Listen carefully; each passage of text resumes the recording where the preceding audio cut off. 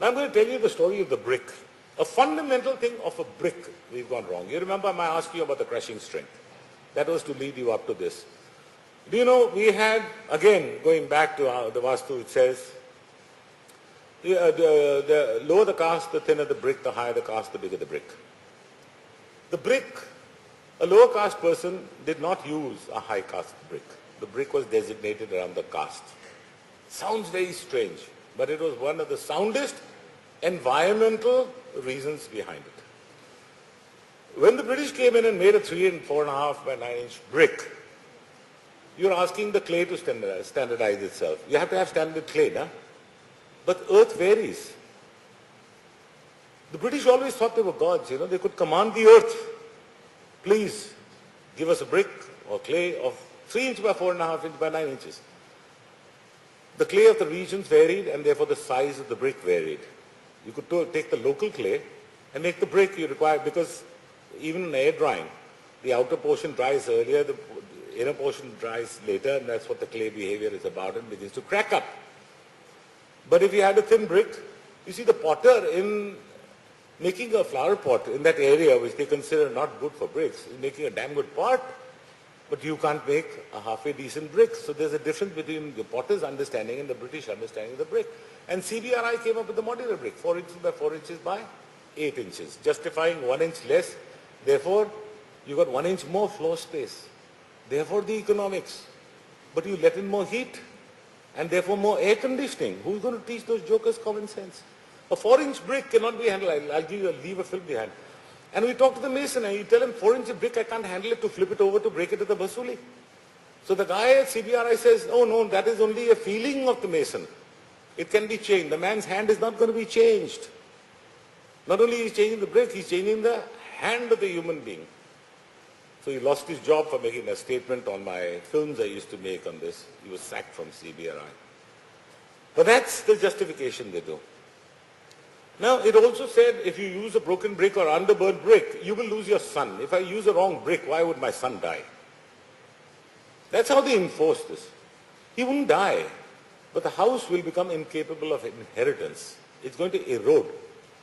So the strength of a brick is for checking the non-erodibility. It's a check of erodibility. You had thin bricks or big bricks, and you had mud mortar. The mortar never crushed. Mortar was not 150 kilograms a square centimeter. Why do I want to brick 150 kilograms a square centimeter? It is for erodibility. If erodibility is the factor, then I've got to come up with a product that is non-erodible diaphragm and a lean backup. The denser I make the brick, the more the heat transmission.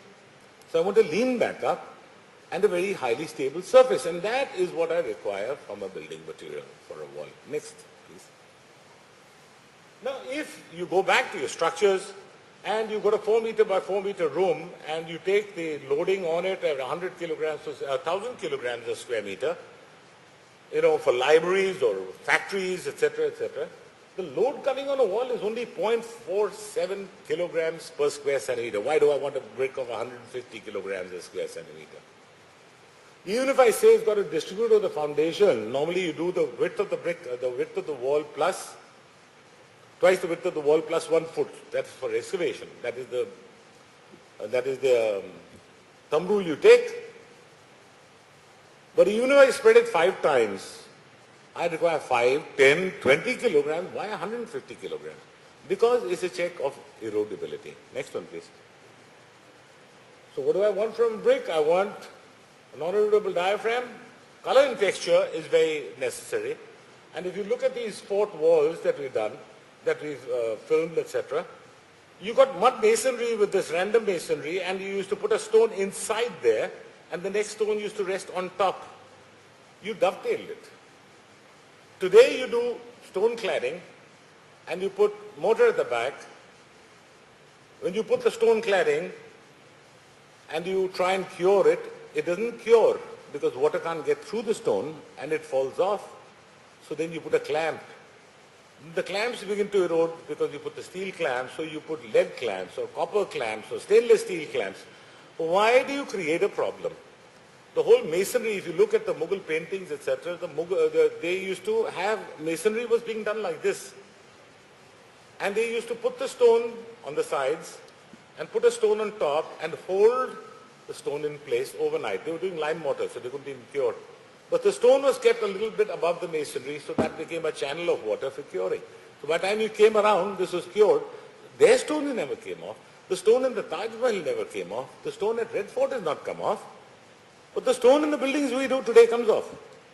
And we've got these fancy details being imported, and then you've got a Hilti gun and shoots out a peg, and then you bolt it, and then you create a concealed joint over it, put polysulfide or silicon, and we just create a problem, and then we can't sort it out, and we carry on aggravating it. That's called high technology. That is called sophisticated technology. Next one. Okay, how many of you have been to Fatehpur Sikri? Now I'm going to tell you the importance of color and texture. Anybody been to Fatehpur Sikri? Okay. So you'd understand this. This is the Pachishi Court, that is the Diwani Khas, that's the Tans's platform, that's the Panch Mahal. It's the only building that's not done on an axis, you know, the Mughal building. And one of the most fantastic buildings. It's got everything you can learn is in that one building. So you come in from here, and there's a passage here and a passage here. I mean, everybody walks here and walks here, but nobody crosses the courtyard.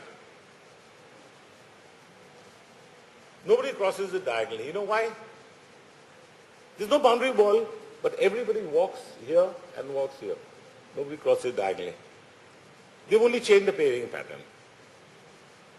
You don't even know when you're going on a road that the paving pattern can also command your mind as to what you should do. The paving pattern is so important. We don't know that. I'll show you an illustration. Just press optical execute. Let me see if it works. No, go back. At the bottom here, press that. Double click that. Yeah, enable. Enable, yeah. Enable. Press.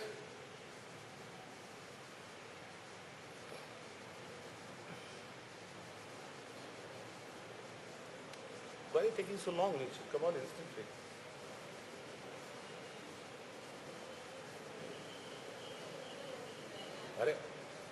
Yeah. All right, do me a favor. Keep your right hand on your knee. Right hand on your knee.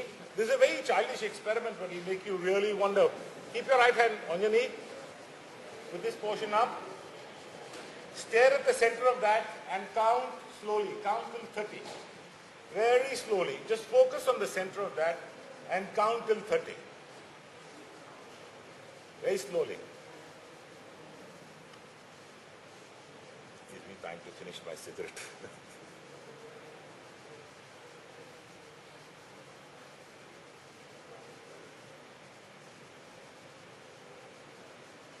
When you finish, please look at the top of your hand. When you finish counting 30, look at the top of your hand. This portion of your hand that you have placed on your knee.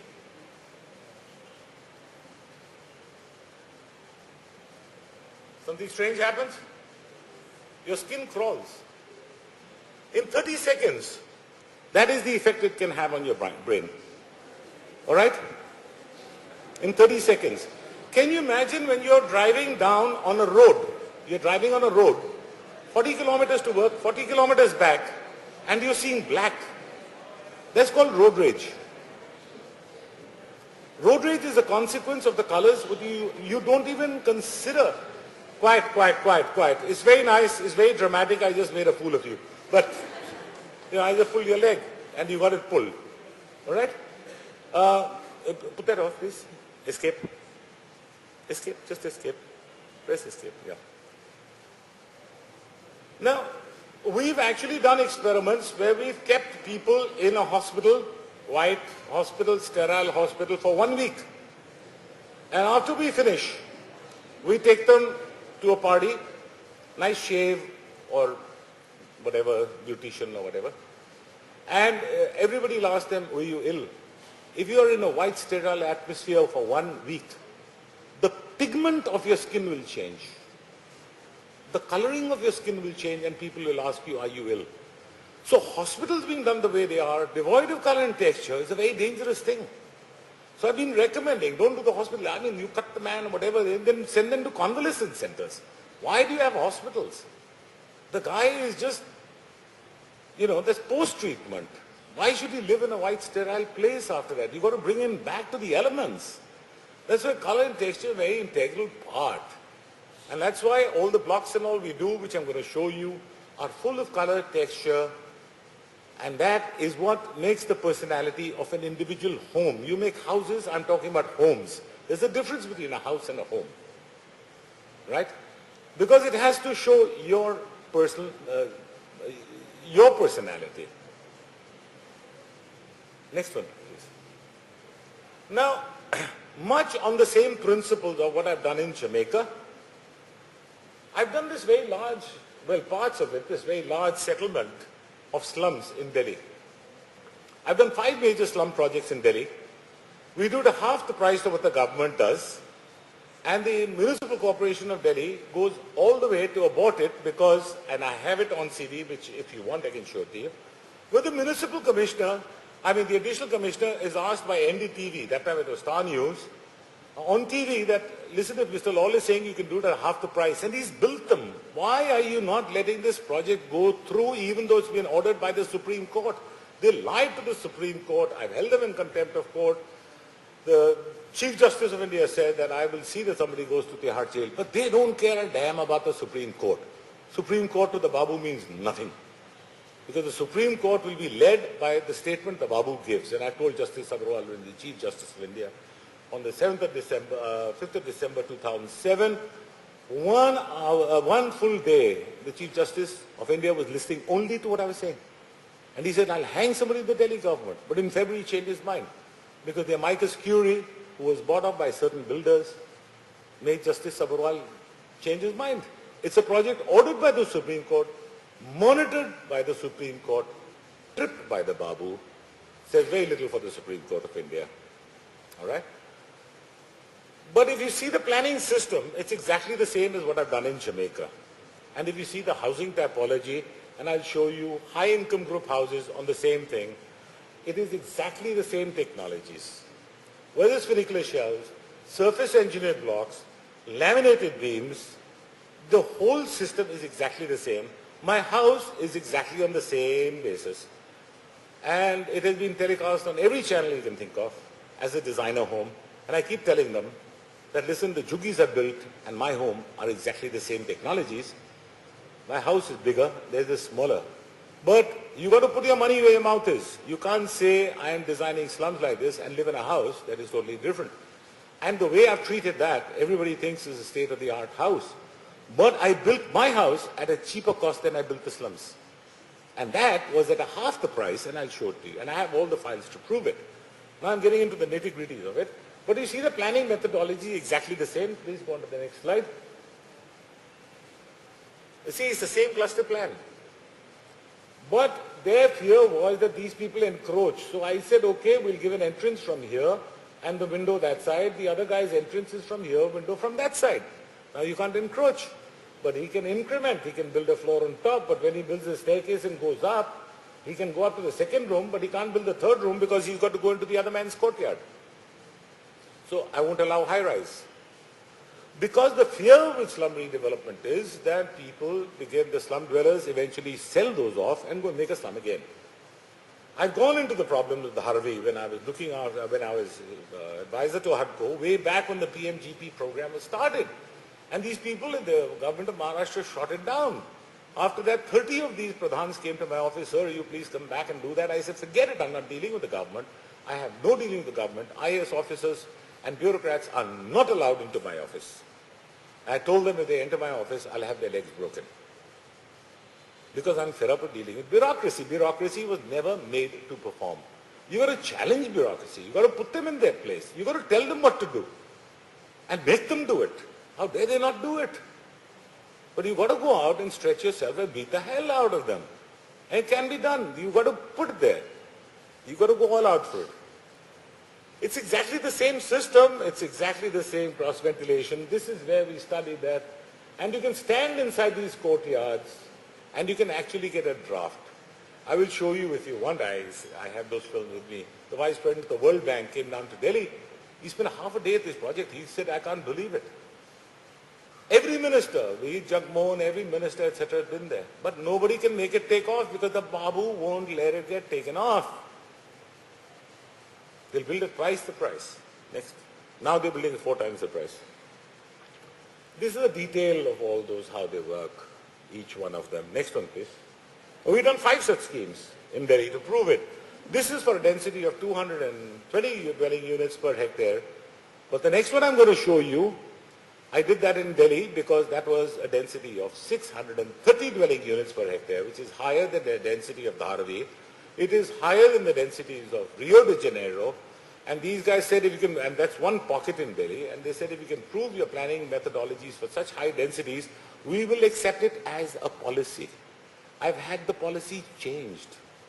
It exists, this kind of system exists in the policy of HUDCO and all financing institutions, but you would never get to know because the policy remains on paper, because the PWD and the government engineers don't want to apply their mind, they won't let it get out, so you will never know. My purpose of coming here is to tell you there are many things beyond. And I've been instrumental to a lot of policy. You get stuck anywhere and somebody says not possible, write to me. I'll tell you how it's possible. Every one of these things I talk about. Next one, please. The same principles we've applied for a housing and for a housing competition in Ariad, where they have the Parda system, but they have to have mosques at, daily mosques at 200 meters, Friday mosques at 600 meters. And we worked it out of that also because they want a total Parda system and they want the women totally in Parda. And the men must circulate around. Let's see what happens with this. Next one, please. You see, this is the women area, then you go through this portion that is truncated, they get off, they enter through the kitchen there, but over here there are mashrabiyas, screens of mashrabiyas, and the women can play in there, the men can never see them. So you can do it for all kinds of combinations. You need these for the tropical areas. You need the courtyards, you need the hot air rising, cool air replacing it, you require cross ventilation. So the system I'm talking about. I'm talking about the system, not only the solution. I'm talking about a systemic change that is required. We've got to get outside that business of multi-story or plotted development, and so be it. It's gone on for donkeys, it's gone on long enough. There's got to be a change. Next one, please. I'm just comparing this back to back. This is what we gave at Ariad, and this. It's the same thing, same density. This is what you get. Next one, please. Try it out. A client of mine was doing this near Ambala. The main highway is there. He's got a very cockeyed property. It's a chemical factory. And then he has this. And the chief town planner of Haryana said, Mr. Modi, this is a Modi group. I will do it. And this is what he turned around and did. This is what he said. And he said, I'll approve it because I'm the chief town planner. Then Rekha Modi, Pada Modi's wife said, listen, go to Mr. Lal, this is garbage what you're building. Next one, please. We turned it around, did this. Same density. So you can turn things around. You've got to give things a fresh chance. Like I take you back to Einstein's statement that you can't solve the problem with the same limited thinking that you have. You'll have to think afresh. Most of you, please go and do. Don't take the chances I take because you can end up broke like I am. But I'm sure some of you have supportive parents who say, take a chance, we'll back you. Then go hammer and tongs and hit out of the system to get a change done. Next one, please. Next one, please. Yeah, it's the same thing. It's a whole lot of it. The next one. Now, this is Bhumi encamped, and I'm going to show you the slide. This is that one that I said, 630 dwelling units per hectare. This was built in 1990 at a cost of, at that time our budget was 18,000 rupees per tenement. And the slum department of the municipal corporation, we built 59 houses, they built 18 houses next door. The slum department has spent lakhs on the maintenance of those.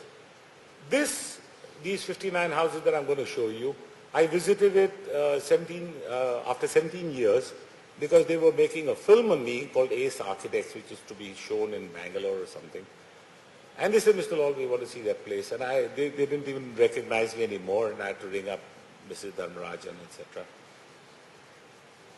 In 17 years, on the 59 houses, they spent 400 rupees on maintenance, and I'll show you what they look like when they're finished and lived in. Except it's not being used for the slum, it's being used for a school for the slum areas because of land transfer, this thing, and all kinds of nonsensical details. Next one, please. This is much the same thing, but for that density, on the first floor, we've taken 2 units, and I said for all the slum dwellers that you're going to give subsidized housing. They have a responsibility, and these 2 units, one for men, one for boys, one for girls, will be used for the destitute street children. It becomes the problem of this group to look after these destitute children and this group to look after these destitute children till the age of 18. So these guys fought with me. They said, that's the Department of Social Welfare. हम तो नहीं करेंगे. Social welfare से हमें पैसे दिला दो पहले. मैंने कहा government, you talk to each other, get the money. But they won't do it. Because they didn't want to do the project. But we built the samples. They're there, they've been documented, visited by everybody. 3 prime ministers, successive prime ministers went and saw that. They said it's beautiful, but they couldn't do a thing about it. The slum that was supposed to be moved there has caught fire several times, but they won't let it happen. They won't let the slums be removed because the slums is big business. A slum dweller in Delhi pays 1,000 rupees per month to stay in the slum. That is 300 rupees to the local dada, local politician, 300 rupees to the cop, and 300 rupees to the JE, junior engineer of the municipal corporation who allows it to be there. We have 6 lakh juggies in Delhi. 6 lakhs multiplied by 1,000, multiplied by 12. Your calculator will give up. You can't put those number of zeros together. Just try multiplying it. That is the kind of money being made and fed into the system every year. I made this statement on TV. I made this, hammered politicians on my debates with them. They've been telecast all the time. They love calling me over because I hammer the politician. Because I know the policies, I work from within the system, and I'm hammering it from the outside. All right, next one, please. That's what it looks like after 17 years. I just visited that only 4 months ago, they were shooting this film. I took these photographs. Next one.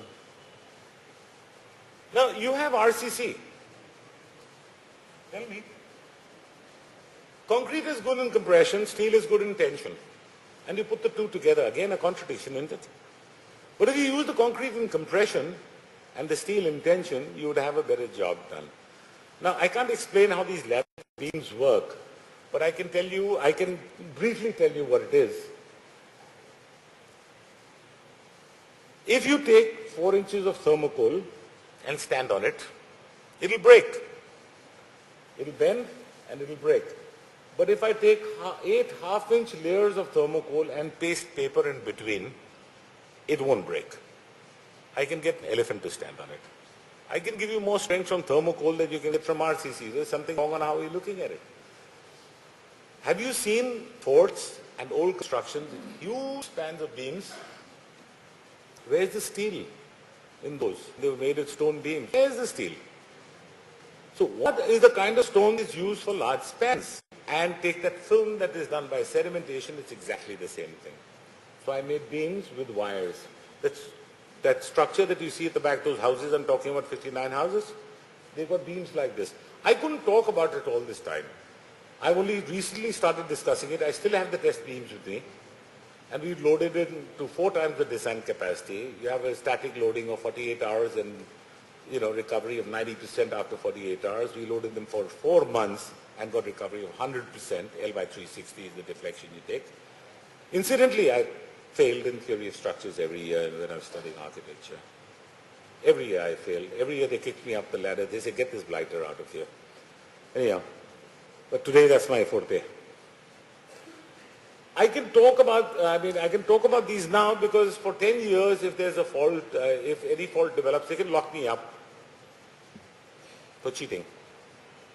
It was a turnkey job. But now 17 years, even vigilance can't get me, so now I can tell everybody how it works. If you see the reinforcement, this is what we're doing now. You lay out your reinforcement like that. I lay out my reinforcement like that because that's how the crack occurs. But this is how a spider's web works. and the spider traps a fly, fights it, etc., it doesn't give way. And that's the right way for reinforcement, not the way we do it, because we've got to beam this way, beam that way, simplistic. When you shoot a bullet, the cracks are like this. So the obvious answer is the reinforcement should be around. The spider knew better. Can we do something about it? Next one, please. Okay, this is where my center is. It's a barren place, and I say wasteland is appropriate for development, so I bought wasteland. Everybody said I was stupid when I bought it, and I'll show you what I've done with it. Next one, please. There was not a tree. That's what is there. There's a guest house there. These are the low-cost houses, and the architects and the people who work for me stay in these. These are rat-trap domes built with permanent finishes. Those are now 14 years old. I've been living there since 1993. I built this in 1991. Those are the first structures I built. That's my office there. That steps going down to my office. Next one, please. Now, it is built along the contours. It does not have retaining walls. It's built underground. But it has no retaining walls. I built the structure according to the contours. Now, if I take a straight wall like this, then I've got to build an RCC wall because it's going to come down. But if I keep twisting the wall like that, I don't need RCC. I had the stone there. I took the stone, quarried stone, built my house. We built a drain around the whole place. I don't have to waterproof it because the water is taken care of in the drain, so it doesn't come to the wall, so I don't have to waterproof it. And it also takes care of the cobras and the snakes we have there because snakes can't cross the drain, so my house is secure. But it's a multi-layer, it's built around the courtyard. The master bedroom is here.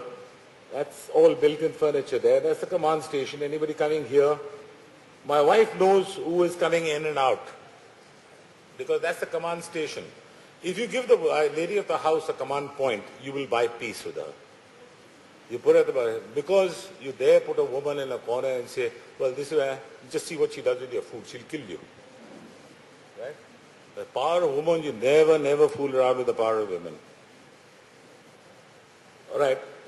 So that's the formal living dining. We have the family living here, bedroom here, the back courtyard and the back laundry there, my daughter's bedroom here, with a humongous kitchen. Next one, please. And the multi-level space frame, this causes all the ventilation. All right, that's how the sewage system works and goes into twin leach pits there. All the wastewater is coming from here, feeding this. All the wastewater is coming from here and feeding the banana and papaya plantations. And I have everything I want to grow. I have garlic, I have onions, I have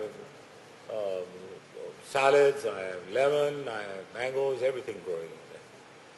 But the only thing I didn't do is urine harvesting because that time I had not thought of it. But now we're doing WC pans which have a partition in front, so when you pee it falls there, comes, collects and goes into the wastewater. So you take the urine with the wastewater and you've got the urea being fed into the plantation at -4 feet underground. Next one, please. That's the other floor. That's what it looks like when you come in the courtyard. That's my son's bedroom. That's our family living and the breakfast table. Next one, please. That's what it looks like inside in the courtyard, in the multi-level courtyard, looking into it. But the sun filters in from the east, so I take the north light and I take the east light from this side, and I get the east light coming straight in the master bedroom, and the whole place is lit up. This whole thing is only north-facing, and I take the east light. I've cut out the south and west sun altogether. So I have minimal air conditioning. I built it underground. Cost less money to build underground. Next one, please. Next one. Yeah, that's next one. Next one. This is how the holder. Next one, please. Next, this is too much. We built twisted columns there because normally you talk about the slenderness ratio, you talk about the size of the column like this. But if I keep twisting my column like that, the slenderness ratio goes up, and I can, where I would have used an RCC column, I can use a twisted column, and it gives me the same, more strength than an RCC column would have by just changing the form the way I do my brickwork. Next one. This is used. Next one. Okay, learning from tradition. This is the more interesting part. Next one, please. See, we work on very simple principles. I think there are only 3 structures that really work well: is a triangle, a hemisphere, and a catenary. A triangle, if I take a piece of paper and fold it like this, I get a very good structure. but in this direction it will be weak. This way it will be. But if I take a folded plate and take a piece of paper and fold it like this and intersect them, I get what's called the space frame. So we work on triangulation, space frames, hemispheres and catenaries. Now, the best structural engineer in the world is an egg, is the hen. The hen combined a hemisphere with a catenary, and that's how you got an egg. If you hold the egg vertically and get an elephant to stand on it, it won't break. But you can snap it by hitting it with a fork. It can break on impact. So if the hen knew it had a little bit of welded mesh or say chicken mesh in it, then you never be able to eat the egg. You never be able to break the egg, so you never have had an omelette. You never got the next hen, so you would have killed the story of which came first, the chicken or the hen, the chicken or the egg. You'd never have had that controversy. So thank the chicken for not putting mesh in it. All right? And now the catenary, if you see the Konark temple, etc., and you draw the section of it, turn it to the Sun temple is a catenary. The Hindus used triangulation and catenaries. Buckminster Fuller took a triangle and fixed it with a dome with a hemisphere and got a geodesic. So I think Buckminster Fuller and the Murgi are as smart as each other. Right? Two. Nobody's been able to combine three. The hen combined two, Buckminster Fuller combined two. All right? Next one. I did a study of Latur and Osmanabad after the earthquake, etc., for the Oxford University. And if you see the Hindu form of construction, you had triangulated slabs like this, then triangulated slabs like this. Now, when I was doing the study, and I found that mandirs and masjids and churches in those areas didn't come down. So, and it came in the press. The guy said they were built as per Vastu principles. How can you say Vastu principles with God hold it down and say, this is my house, it can't break? It didn't happen. It was a basic commonsensical thing. God was not holding it there. When there's an impact here, the load gets transferred here, this becomes a buttress. In a masjid or in a church, you have a squinch here. When there's an impact here, it gets transferred, that becomes the buttress. All walls that had bartan stored here, utensils stored here, never came down. So why should you build a straight wall and then build a cupboard in between? Why don't you just baffle your walls and only put the shelves and the shutters? You still got the same cupboard, right? So you can pre-design those and get recessed windows. Now, I was invited by Pope John Paul the year 2000 to give a series of lectures at Naples, and they had the largest sustainable development conference the world has ever had. Many people went up from Naples to Milan and Rome, etc. You had these badges that you could travel anywhere in Italy free. You were the Pope's guest. So I went down to Pompeii. And Pompeii, I saw these walls. Naples, where we had our dinner also, the banquets. And these are all diagonally bonded. The stones are placed diagonally. Pompeii came down 2,700 years ago with the explosion of Mount Vesuvius, but the walls didn't come down. So what is the story behind it? When you do diagonal bonding, this becomes a buttress. So when there's an impact here, lateral thrust here, it transfers it down. So having seen that, then we had the earthquake in Bhuj. Quickly I came up with interlocking blocks, surface engineered interlocking blocks for earthquake resistance. We've done them in Bhuj. All structures done by all the engineering institutions in the country have shown strains, signs of distress, except what we've done. So the President of India gave me an award for that. We got the Design Sense, this thing, we were listed as the best 6 products in the world in the year 2002, pitted against Motorola, Philips and Honda, but most of you don't know because I haven't written books, but there's a lot of it on my website. And if you go through the website, you'll find all the information, my entire lecture, everything you will find on my website. It's all available there. It's about a 1,000 MB of information that this thing, but it's being increased. There's a hell of a lot there. It takes you about 2-3 months to go through the whole site. All this I'm telling you is there, and you can download it. All right, next one, please. So we devised those blocks, and I'll tell you how these blocks work with color and texture. This is what we did in Gujarat. With the A-frames, it looks difficult to do A-frames because you've got to do double formwork. How are you going to hold the concrete in place? So the problem was not the incline structure or the A-frame. The problem was the buildability. So I made it buildable by devising a jointing system which makes it possible to flip it over and do it. How many of you got paper here? Can anybody draw me the plan of a Cuban vertex? If I take a cube and I place it on its point, on its vertex, what will be the plan of a Cuban vertex? So the two very strong structures that I've worked on now, apart from geodesics, etc., are A-frames and cubes on vertex.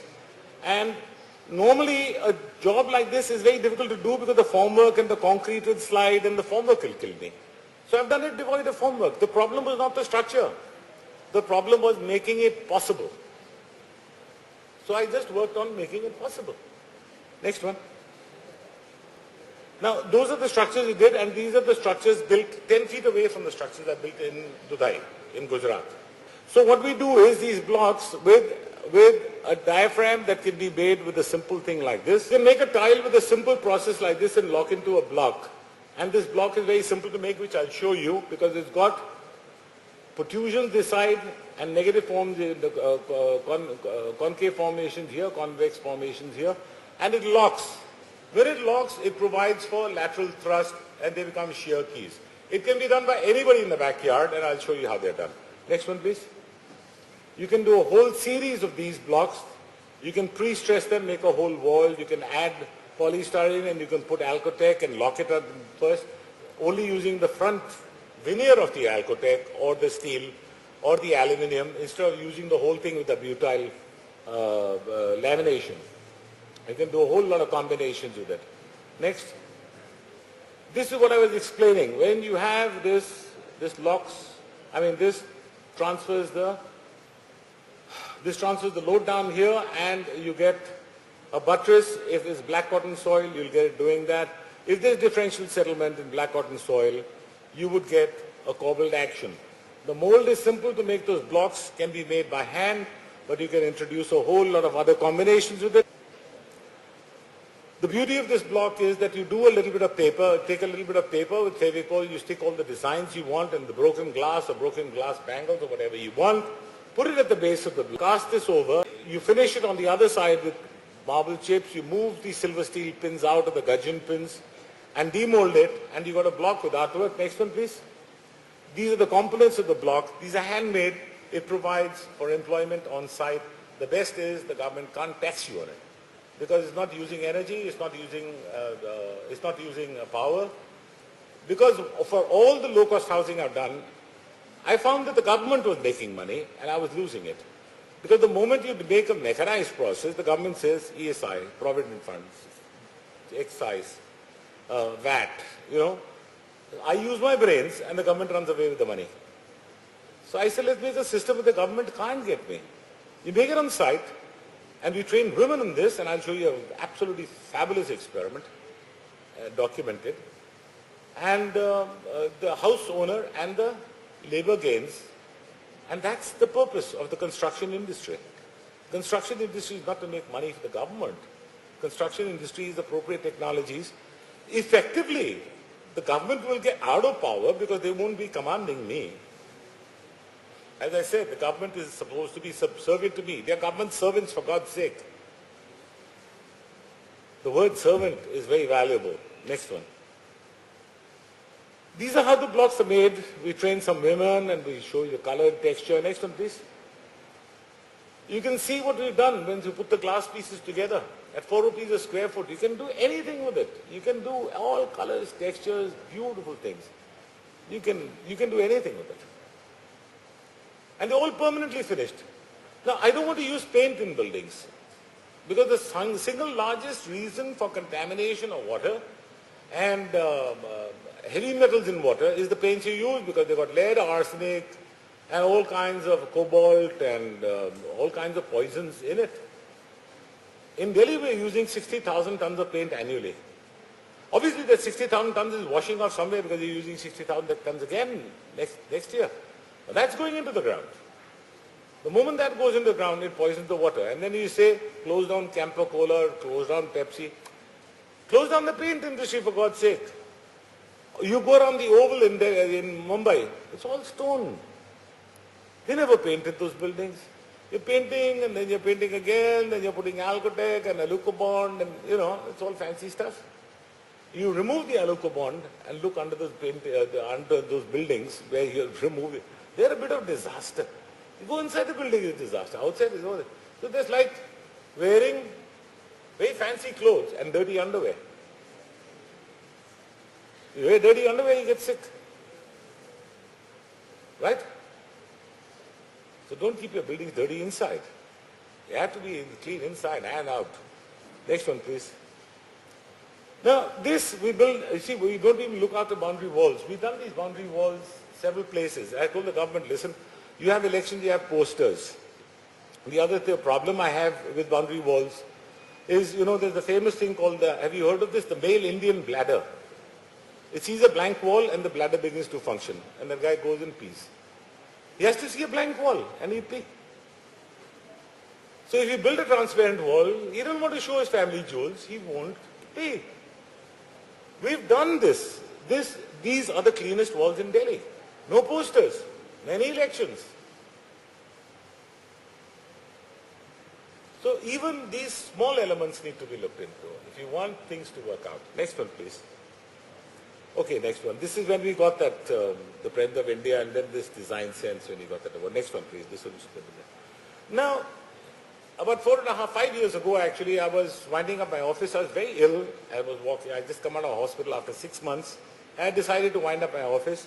But prior to my being in the hospital, somebody had written to me, sent me an email that I want a house built in Chandigarh.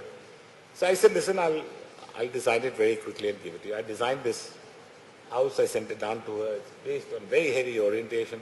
And she said, I can't believe that somebody, by asking me, I asked a questionnaire, and they answered the questionnaire, I sent the plan. They were very thrilled with it. They said, this is exactly what I dreamt about. So I said, okay, fine. I was in the hospital. They didn't have the money. The day I came out of hospital, this lady arrived there and she said, listen, we sold our property, etc. And I want you to build this house. I said, in Delhi, I can't build it in Chandigarh. But she had come with a bright young girl who had just passed out from Chandigarh School of Architecture. And she was very taken up with what we do. So she said, sir, can I train here? So I said, listen, I'm winding up my office. I don't have the capacity to walk because I was walking on crutches. I used to work half an hour and sleep for 2 hours and half an hour. I was in a bad shape. The fact that I survived it is, I'll show you how I survived it and how it can be done. But I said, I'll train you for 10 days, you bring another guy. It struck me when I'd worked with Nafisa Ali on this project in Gujarat. I found the women were taking a lot of interest in making these blocks. Suddenly it hit me. I said, why can't I make a precondition? I told this girl, I'll train you for 10 days, both these girls, I'll train you for 10 days. You will go back, you will build the house. I will never come to the site.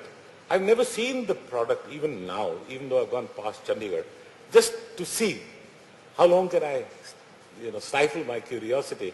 And everybody in Chandigarh goes and sees this house. I asked this girl, I said, listen, I'll train you, you will go and build it, you will hire women, and I told the client, you will hire 12 women, the labor, and they were being paid 80 rupees a day. I said, when they learn to make these blocks and learn to do the work that I'm teaching Sumedha, etc., you will increase their salary to 150 rupees a day. And that was the precondition. And it was done. It's one of the finest houses I'm going to show to you just now. And this girl, after she finished that house, she applied to universities abroad. Every single university in the US gave her admission. Every single university in UK gave her admission. She didn't go through TOEFL and the AAO. She just sent this documentation. She stopped at UCLA just on that project. So you don't have to go through the routine. There are idiots sitting in Harvard, and a lot of my students there, who don't know where this is coming. They know Anandpur, they never met me. They know Anandpur Building Center, and each student that has trained with me has gone and taught at the best universities in the US. Because those guys don't know what funicular shells are, how you do this, they don't know labor.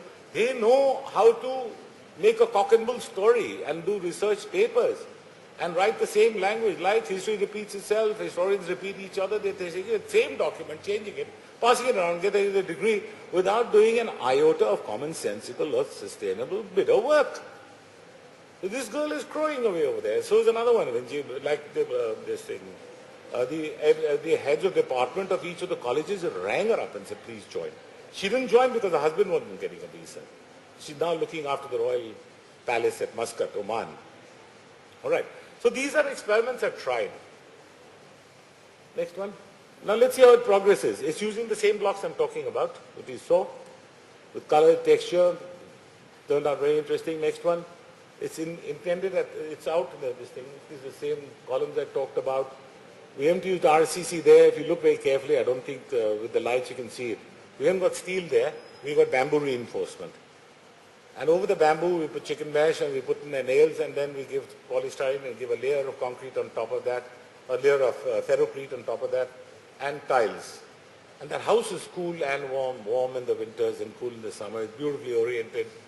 And the clients are very happy. In fact, now they are unhappy because there are too many people coming there, and it's going into their privacy. And you can't fool around with them because she and her husband are both journalists, and journalists are very vicious people. You make a mistake, they'll be very quick at writing it out and, ruining you. Next one, please. The interiors, exteriors, you see these particular shells. I'm going to tell you how they're made. There's no reinforcement. The bricks are placed like this. You're going to find an interesting thing come in the next slide, I think, or the slide after that. But as I said, the problem was, how am I going to make the A-frames? The problem was the construction of the A-frame. So we devised a few joints that I can do A-frames, cubes on vertex, with the same thing. I assemble it and keep on walking on top and assembling it.